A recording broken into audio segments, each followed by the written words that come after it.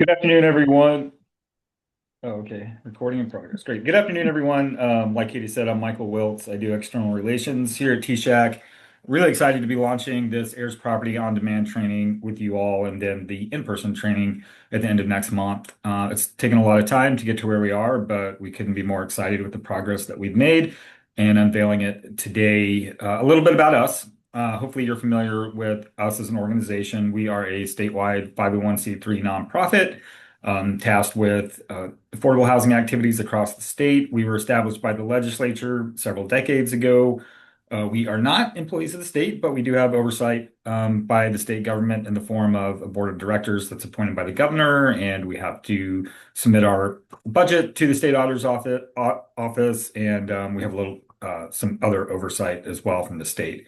But everything that we do, outside of a couple statutory provided programs, we create programs on our own. And this is certainly a good example of one of those in collaboration with many partners, many of which are on this webinar today. Our interest in heirs property dates back a couple years.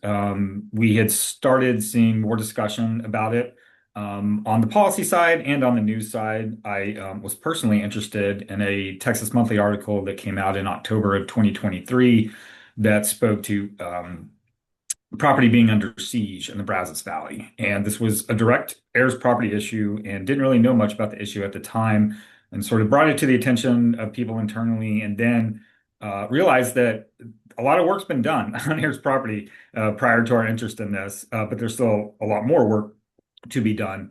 And the more we started talking about it, the more we realized there's a lot of aligned interests with other organizations, both geographically, locally here in Austin, and then statewide in Texas, and also on a national scene. There had been some research that was issued by Fannie Mae in partnership with the Housing Assistance Council that kind of mapped out the prevalence of heirs properties across the country. In it, and then we started also talking to some of our funders and realized that it was a identifiable issue for them as well. And a couple of those people that we're working with have decided to do something more about it. And we, in partnership with, well, actually, JP Morgan Chase kind of led the coalition being developed last year that we are now a part of, an heirs property coalition with advocates from across the state, practitioners from across the state, organizations from across the state, and also even outside the state. And we have a big group together, and we've been active since last summer and into fall with launching this collaborative. And this is an outcrop of sort of that collective work.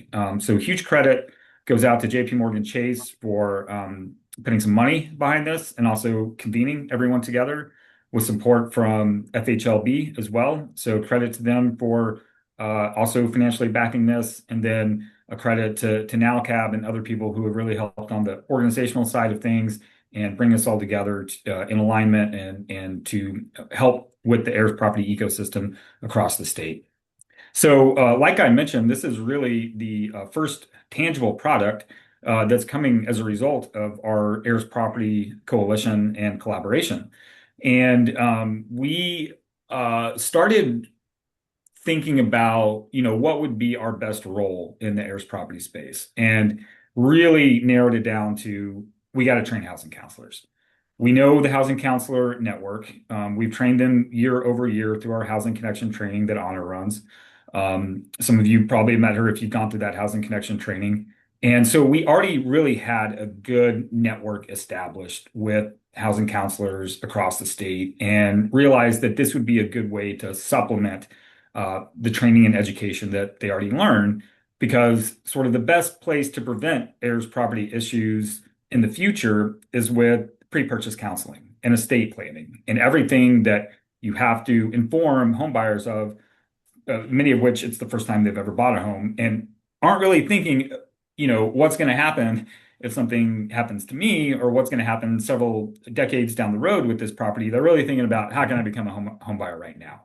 But there are issues, obviously, as you'll learn about, and as you probably already know and can anticipate, that can be prevented if the proper housing counseling is provided.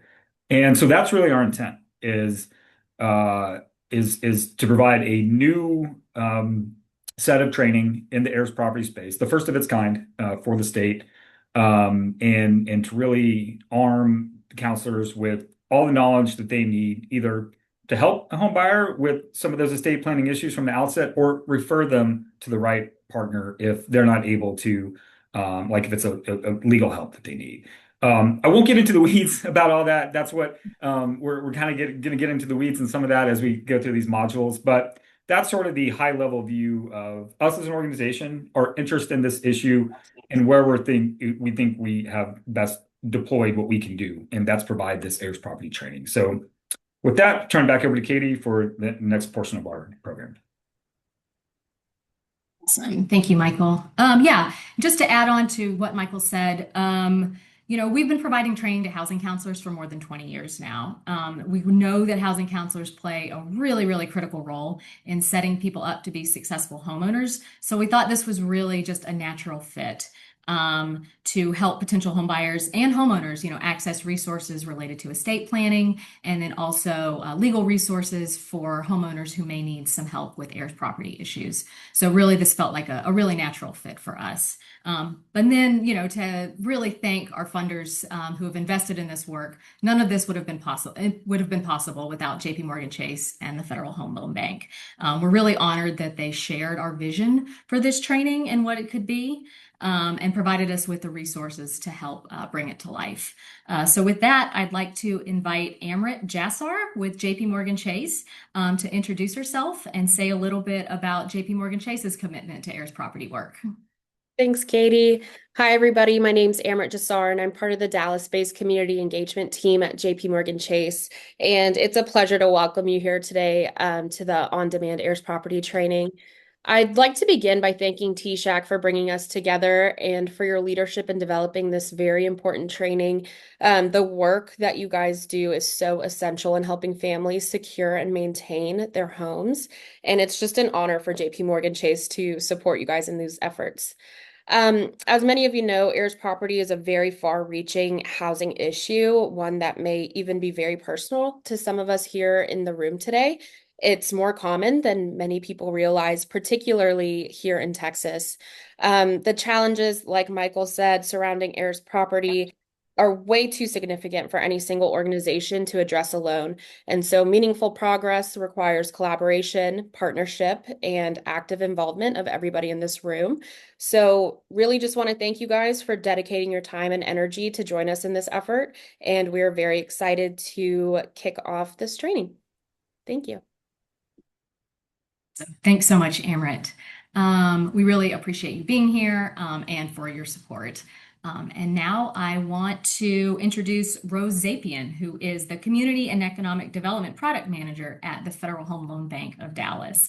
FHLB actually has a grant program specifically for organizations doing heirs property work called Pathway. So I'd like to invite Rose to provide a little bit more information about the bank and about that opportunity. Of course, thanks so much, Katie, for the introduction. Hi, everyone. I'm actually seeing some names that look familiar in the chat, so nice to see you all here today. Like Katie mentioned, my name is Rose Apian. I am the Community and Economic Development Product Manager at the Federal Home Loan Bank of Dallas. And yes, so we have the Pathway Grant Program, which is formerly known as the Heirs Program. We've actually seen an increase in our applications since its inception in 2023, which is great, getting the word out there, getting more organizations and members connected to get those applications in. We've allocated $3 million for this year, and it is first come, first served, so happy to receive all your applications. I'm not a Texas native, so seeing how important it is to have a program that addresses heirs properties has been very eye-opening for me. And I never knew this was a problem, and now I'm seeing that it's really a far-reaching problem. So I'm glad that there's so many organizations and so many of our members are willing to partner with organizations to help combat that issue that's ongoing. And I am also new to the department, so it's been really good to learn and see all the good that every organization's doing out there. And it's just an amazing effort that, it takes a village to take care of this problem. Thank you. Thank you so much, Rose. And correct me if I'm wrong, but I believe the Pathway program is for organizations that already have an established heirs property program or estate planning program. Is that correct?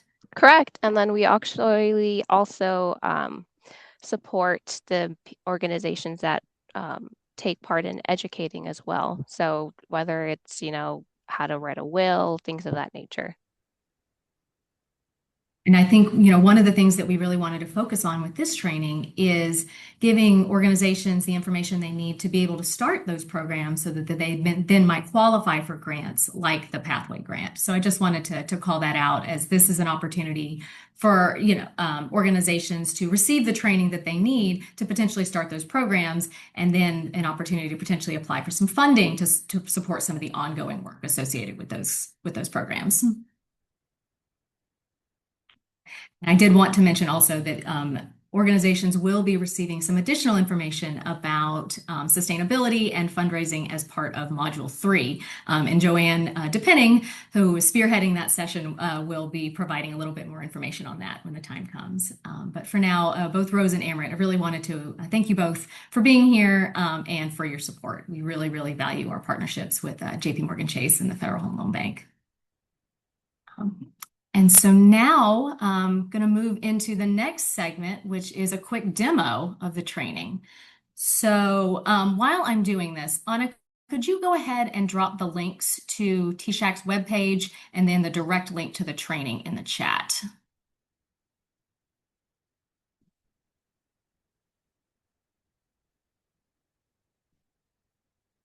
All right.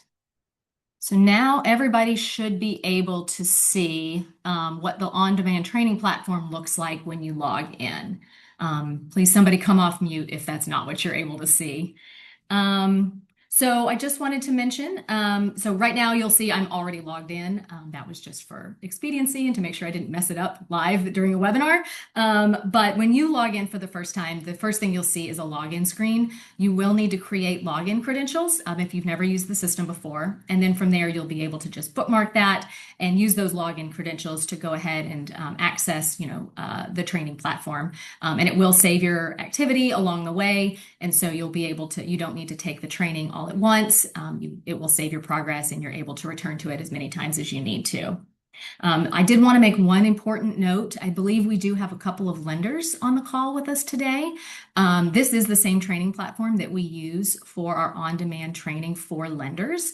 If you are a lender and already have login credentials, I just wanted to make a note that those login credentials will not work for this. You will need to create separate login credentials. In fact, I believe you will need to actually use a different email address than the one that you've used to access those on-demand trainings for lenders. Again, this only affects lenders who have already accessed this system before. So if you're new to this system or you're not a lender, this does not affect you at all. You are welcome to use whatever email address you would like to go ahead and create those login credentials.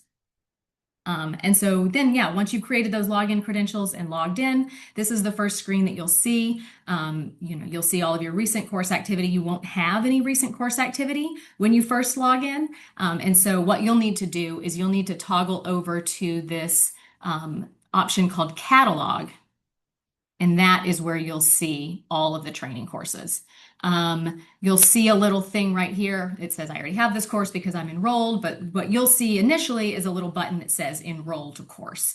And once you click that button, enroll to course, that's when it will show up on your My Training section, as well as on the home screen when you log in. So there is that one initial step when you first log in to make sure you can access everything.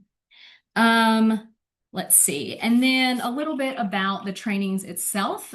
Each training module should take between an hour to 2 hours to complete. They are broken up into various parts, between 2 and 4 parts per module. And then at the end of each part, you'll have a completion quiz. And at the end of each module, you'll have a completion test. I don't want people to worry about that. You will need to pass the quizzes and the tests in order to proceed with the training. But a pass rate for the quiz, I think, is 50%, and the pass rate for the tests at the end of the module is 70%. Do not worry if you fail. You will be able to take this as many times as you want to. And TSAHC does not get an email if somebody fails one of them. Your boss will not get an email if you fail one of them. This is really just an opportunity for you to check your learning. And if you do, get a few wrong answers and fail one, to go back and maybe review that prior material to make sure that you understand and fully grasp everything. So again, this is not something that we want. We do not want there to be a barrier for people to complete this training. And then I did want to say we do recommend that you take these trainings in order, starting with Module 1. However, the system is set up to allow you to enroll in multiple courses at once, so you don't technically need to take them in order. The system will allow you to jump around if you want to. However, there's a system and a methodology to the way that we laid it out, so we really would recommend that you take them in order. And that said, within each of the modules, and I'm going to go ahead and just click on Module 1 real quick. It will require you to take the module itself in order. So you will need to complete for Module 1 the pre-assessment quiz before you can move on to the introduction and the foundational knowledge. It won't allow you to skip around in that. In fact, you'll get an error message if you do that.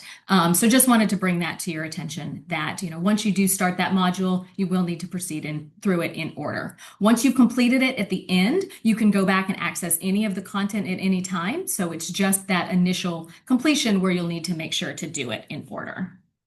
And then the last thing I wanted to mention, just generally, is within each section, you'll see there's a files link. This is all of the resource materials that you'll need for each of the on-demand training modules. So it will be all of the PowerPoint presentations, resource guides.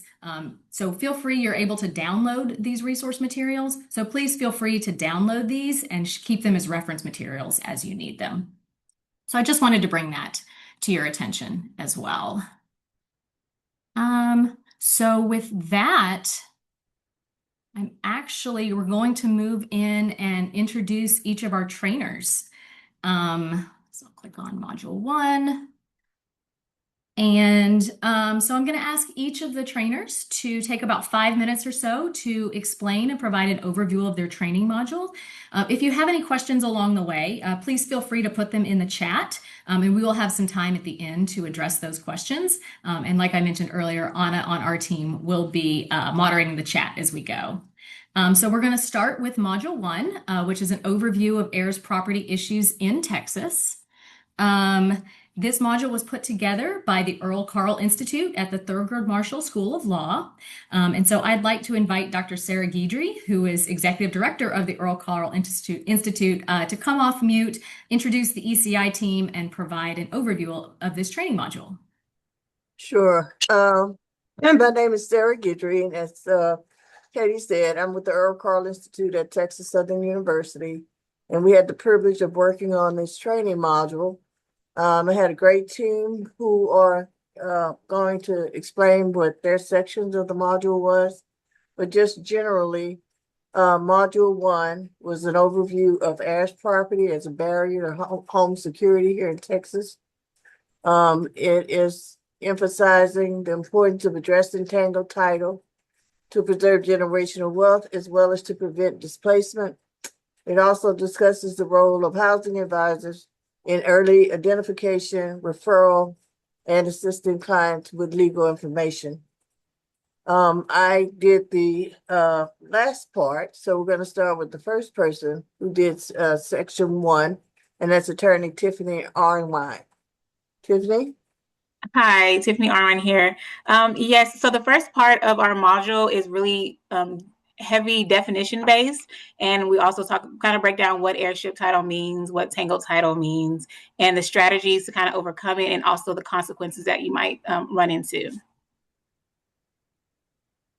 The next, go ahead, Kim, you done? I was going to pass it along to Kelly, so it's okay. Okay, go ahead. So the next person is our Legal Services Director, Kelly Austin. You're going to talk about the part 2 on foundational knowledge.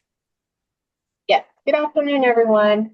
Yes, I spoke about the foundational knowledge specifically intestacy and evidence of heirship and the things that you need to know in order to determine whether or not the property needs to be passed down, whether you have a tangled title, and what that intestacy chart looks like.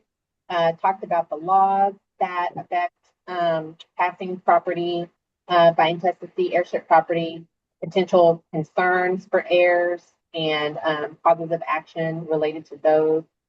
Evidence needed for declarations of heirship, affidavits of heirship, and things like that, and then a foundational knowledge check.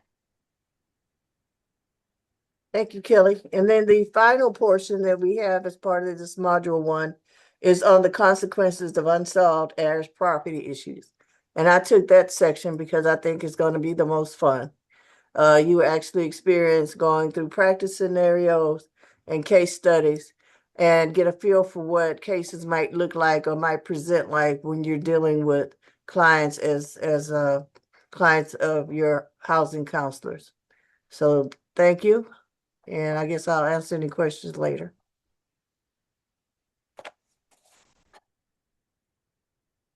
Right. Yeah. Thank y'all so much for partnering with us on this and providing that overview. So yeah, and like we mentioned, please go ahead and drop those questions in the chat and we will be addressing them a little bit later in the presentation. All right, so now I'd like to move on to Module 2. So Module 2 was put together by the Mexican American Unity Council, otherwise known as MAC, and focuses specifically on the transfer on death deed and how housing counselors can educate their clients about this valuable tool. So with that, I'd like to invite Crystal Requejo and Aisha Sanchez with MAC to introduce themselves and provide a little bit more information about this training module. Thank you, Katie. So we're with MAC, as she mentioned. My name is Crystal Requejo. I'm the Chief Operating Officer of Programs and Development here at MAC. And so we were able to focus on TODs. So for us, it's speaking specifically on the prevention tool that we can offer our clients when it comes to not leaving the headache of having to clear title after the fact, but being able to help them create a tool, kind of an estate plan before the client passes away so that they're able to leave their asset and create generational wealth for the next generation. And so in Module 2, the beginning will be a TOD overview. So we'll specifically talk about, Aisha and myself, on what a transfer on death deed is. We'll talk about what is the benefit of a TOD and what can they gain by having a TOD versus other documents out there.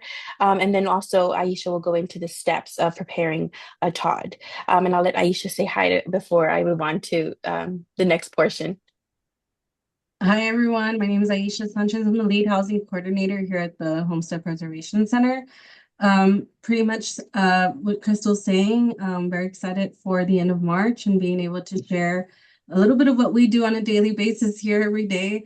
So that way that, you can take this and kind of implement it wherever you're at. The second portion of our module, we work with Roger Enriquez with the University of Texas at San Antonio. And so he went into the specifics of what is the difference between a housing counselor's role and the legal expert's role. And so he went in depth on what are the differences there. He couldn't be on the call today, but he will definitely be with us in March when we do our in-person training. And then we wrap up our module with a final test, and there is a study guide that is part of the module that you can download and take, as Katie mentioned, as a resource, so you can have that at hand as well. Thank you all, and I'll pass it back to you, Katie. Thank you all so much. And I did want to mention, I know when I showed it to you earlier, it was in a different section, so it looked a little different. That Files tab that Crystal just referenced is right here. And so that's where you'll find all of those resource materials, the PowerPoint presentations, stuff like that. All right, so let's move on to Module 3. Right. And so this module was put together by Joanne DePenning with J. DePenning Consulting, Inc. This module focuses specifically on training counselors how to incorporate estate planning and heirs property information into their existing homebuyer education programs. So the idea here is not to reinvent the wheel. There's just, a way to incorporate this information into the programs that you already have, and finding a way to do that as simply as possible while still adhering to best practices. So with that, I'd like to introduce Joanne and invite her to say a few words about her training module. Great. Thank you, Katie. Hi, everybody. I think the most important thing you said, Katie, was that we're not expecting you to reinvent the wheel. A lot of times housing counselors and educators are concerned when a new program is introduced. And so very much to your point, Katie, my piece, again, I'm Joanne DePenning. I'm here in the Austin area. I've been training for TSAHC and national organizations for a couple of decades. And so I'm very grateful for being able to remain in front of this audience. But my piece, again, is going to be start with a real foundational approach. And so defines what we already do, but thinking about how what we're talking about, it changes our role in the context of us becoming what I title as a community wealth preservationist. That's a lot of big words that sound really important because they are. It makes us remember that we're part of a bigger picture. Every homeowner that we help or every home buyer we help is going to benefit, and we know that that helps the community when everybody does better, when we all do better. So some of the things that I focused on, because the presumption is you could have a program, or maybe this is a brand new concept for you, but think about the opportunities, the options, and times when it's just natural to talk to people about this subject. And so I do talk about conversations. I give you some ideas for conversation starters. Because sometimes, like I think it was just said, these can be and oftentimes are sensitive conversations. And then beyond that, thinking about who are we trying to serve? So everybody's potentially a client, but I took the time to have us think about high priority clients. And this comes naturally with a lot of housing counselors and educators, but thinking about folks who are most at risk. And so if you let your mind wander, it's going to be folks that possibly are older, maybe folks that are encountering some health issues, life changes. That's a good time to do estate planning. And so we'll work through how to identify folks, how to prioritize so that you can serve as many people as possible. And then, of course, all of that with cultural sensitivity in mind. So again, sometimes we need to acknowledge the different cultures that come to us. And as we do, we think about the way that they approach their finances. And what do you do if they come to you, but they don't want to talk about it? You know, they need to talk about it. So things like that. So those prompts that help you get past that. There's case study, which I love case studies. So I have a little case study that I've provided. Steps for actually implementing, so kind of a logical process for getting into this and starting to add it to your conversations. And to Katie's earlier point about sustainability, I do focus on ways I think you're seeing right in front of you that the partners that are being presented to you are part of your sustainability package. So thinking about how will you leverage these relationships and help your organization grow. So also with my piece, you will find some resources and tools, including a study guide. There's all kinds of different pieces, marketing tools and the like, to kind of jog your thoughts around how to start to have these conversations in your individually and maybe even in your education classes. But I would tell you that by the time you get to meet, after you get through these first experts, you're going to have a very good foundation of what this is and how to really tackle the intricacies and the technicalities of it, because it's a technical situation. But all that being said, I can't wait to see you all in March. I hope that the training modules do serve you well. Mine is broken up into 4 very succinct pieces. As Katie and Michael said, with a little questions at the end of each module and then a more comprehensive test at the end. So that's my spiel, and I will take questions at the end as well. Thank you so much, Joanne. We've worked with Joanne for a long time. If you've attended our Housing Connection training, Joanne may have been one of your instructors along the way. We really, really appreciate your partnership and your participation in this. Thank you. All right. So last, certainly not least, we have Module 4, which is developing referral networks to assist clients with existing title issues. And this module was put together in partnership with Lone Star Legal Aid. With that, I'd like to introduce Amir Bafroui and invite him to introduce the team at Lone Star Legal Aid and provide an overview of this training module. Hi, good afternoon, y'all. My name's Amir Bafroui. I'm a supervising attorney here at Lone Star Legal Aid. I hope you like my voice because it's on all the videos in the training modules. That being said, I'm going to speak today, but I'm going to introduce my colleagues Lauren Masulo Martin and Amanda Bosley because they'll be giving Lone Star Legal Aid's portion of this presentation at the live event on March 26th. So I appreciate y'all tuning in. Briefly, I want to talk about Heirs Property and Lone Star Legal Aid to kind of set the ground. Today's presentation and today's webinar and the training programs are about Heirs Property, but what exactly is that? You're going to get a great overview from my colleagues at the Earl Carl Institute when you go through their training module. But for today's purposes, it's everyone passes away. Whenever we're born with an expiration date. And if you own land, how is that handled? That's heirs property. That's it. There's a variety of legal issues that flow from that.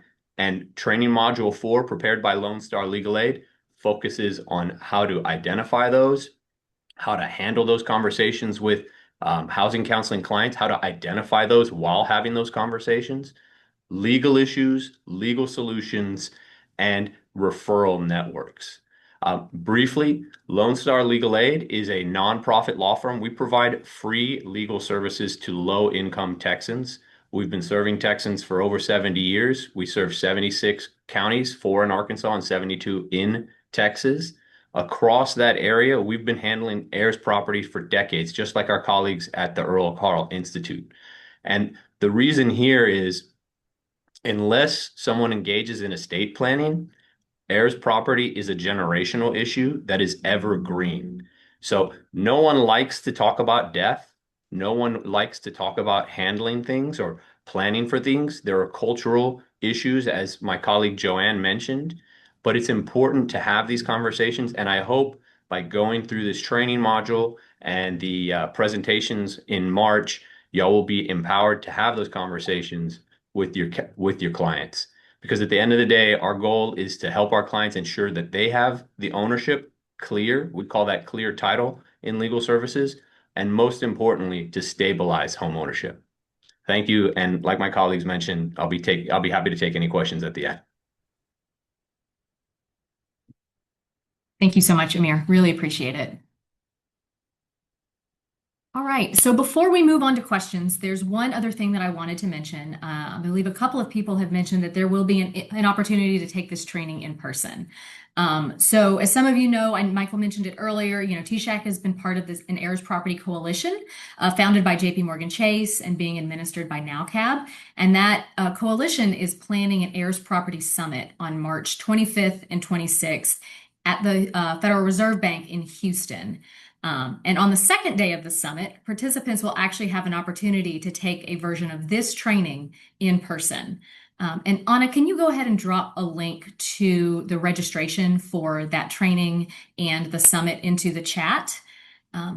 We really, really recommend, if you're able to attend that training in person, that you do so, because it'll be a really great opportunity to reinforce what you've learned in this on-demand version, but then also connect directly with the instructors and heirs property practitioners. So we really see these as 2 opportunities to get together and really, reinforce the information that you've learned. So with that, I think I'm going to stop sharing my screen and we'll go ahead and open it up for questions. And I know we've got a few questions in the chat. Yes, I think Laura Escamilla had a question. She asked if the on-demand training will cover the same information as the in-person training at the Texas Heirs Property Summit.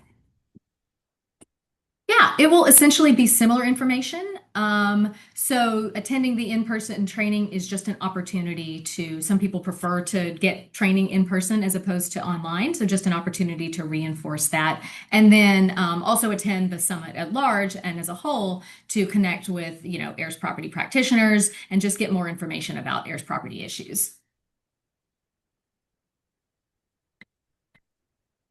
And I saw Stephanie's got a question about getting continuing education credit for attorneys. And yeah, like Michael said, we'll look into that. I think we'd be very interested in doing that, but we've not done that before. So we'll take a little bit of research on our end. Folks at ECI and Lone Star Legal Aid, we might lean on y'all as well to see what it might take to get the training qualified for that.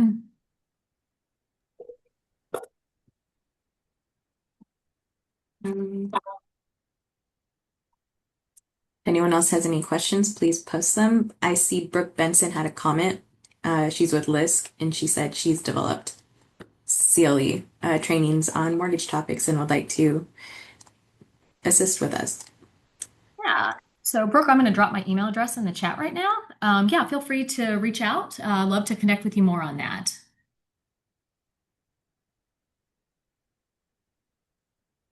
And it looks like we had a comment from Antoinette that interested in potentially attending, and then Anna has dropped that link in the chat.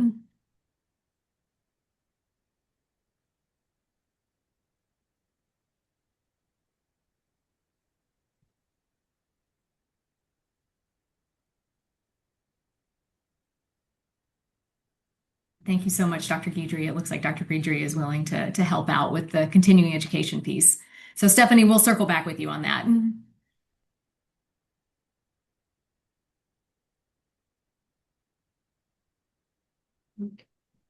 Demetra is asking for the link for the lenders. Demetra, are you asking for the link to the lenders training that we offer?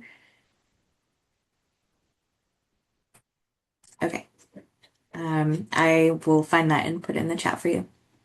Yeah, sounds great. Demetria, just so you know, yeah, it's on-demand training as well, but you will need to create, or you'll need to create different login credentials and use a different email address than the one that you're using to access this on-demand training.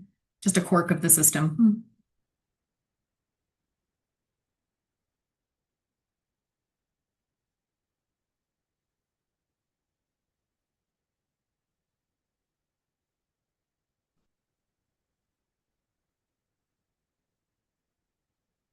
Looks like Antoinette's got a question about how to start an heirs program. Now, Antoinette, are you curious about how to start? When you say heirs program, do you mean are you a housing counselor? Are you a legal services provider?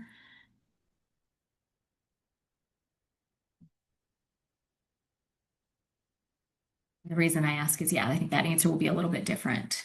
Okay, so you're a housing counselor. Yeah, so I think the modules that would be most appropriate for you in terms of how to start a program would probably be modules 2 and 3.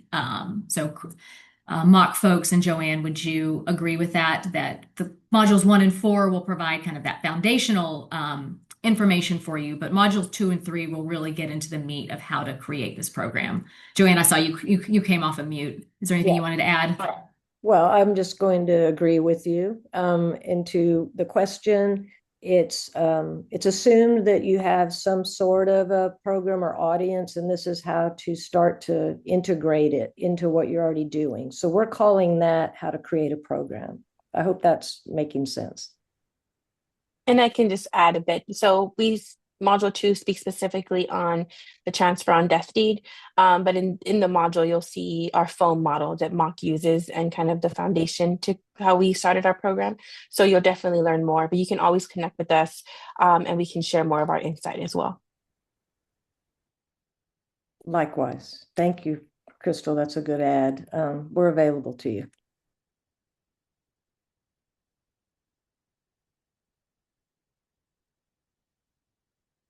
All right, y'all, we'll give it just a few more seconds to see if any other questions come in. Like I mentioned, we are recording this, so we do plan to post it on our website, send it out. You'll all also be getting more information about that in-person training opportunity So if we've not had a chance to connect with you in person, we really hope to see you in Houston in March.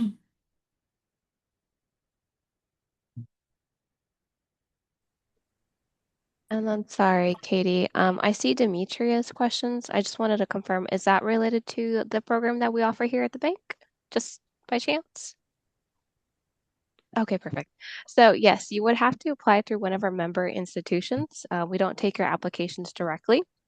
I believe further up in the chat, Amir had shared a link. So this might be a good way for you to kind of see who you could partner with. Every year we post the member institutions that are awarded the grant program along with the organization.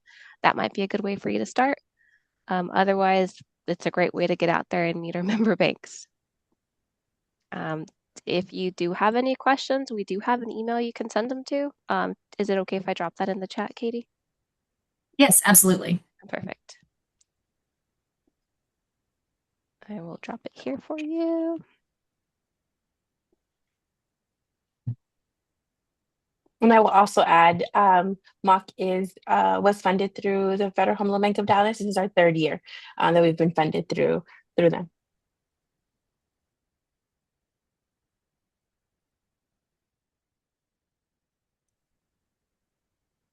Antoinette dropped in her email address. Everybody who's attending this webinar and registered for this webinar will be getting some follow-up information, specifically with the link as well as the invitation to attend that in-person training. So we will be making sure to add you to our email list to be getting all those resources moving forward. Okay, this is Demetria. I have a question. Sure. Can't type fast enough. Okay. We've been trying for years to get with members that sponsor this particular program. And how many organizations can a lender have during this program? Because most of them we call say they already have somebody. Typically, it's one application per member bank, and there is a member cap this year. So sometimes if you try to reach out to them, it could be also that, well, not previous years, but this year there is a cap. But yes, one per member institution. Okay. Thank you.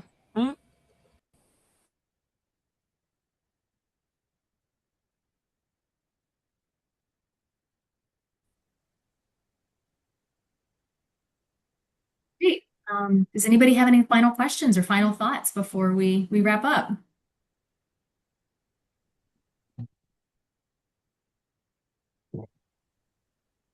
Hey, y'all.